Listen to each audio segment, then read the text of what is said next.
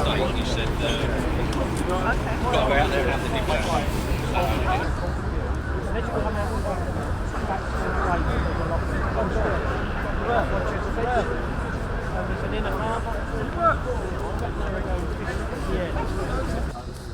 I want to pay tribute to a number of people, mainly the Hillsborough workers. For 27 years of fighting the establishment, and now they've got the chance to get justice. 27 years of lies, cover-ups, smear campaigns, and they persevered. It shows what workers have to do in order to get justice. I also want to pay tribute to Liliana Laxey, who for 10 years has been fighting to get justice for her son who was killed in a crane accident, and for the crane driver. 10 years she's fought to get justice for her son. 2,500 of our people died last year through cancer-related deaths because greedy bosses were negligent in telling us the dangers. Last year, 250 painters and decorators died of cancer-related deaths because of the exposure to paint.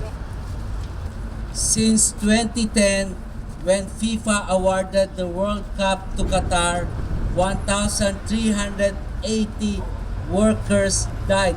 FIFA is responsible. FIFA must take action. Red card for FIFA. Thank you very much. Today is about remembering the dead, but it is also about fighting like hell to defend the living, to ensure that all construction workers are safe at work. And that is being made far more difficult by this vicious right-wing government.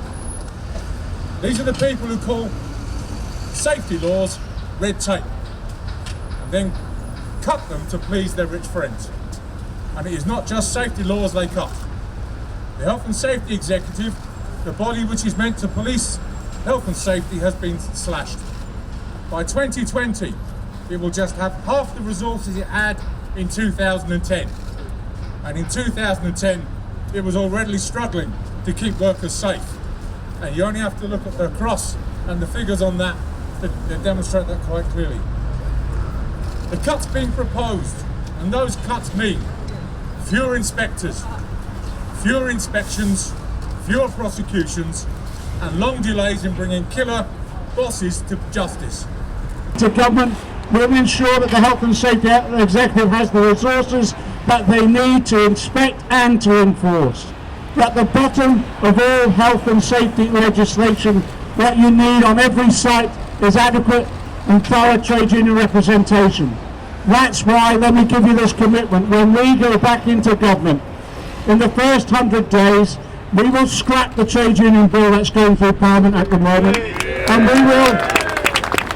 we will reinstate trade union rights so that people at work can be properly represented. And in being properly represented, we will end what's happening now. And the truth is that the facts, not just in construction, but across the board, are shocking. There are more than 1 million people suffering from work-related illnesses. There are 25,000 people who are suffering from cancer caused by asbestos at work. And 142 people who lost their lives were killed at work last year.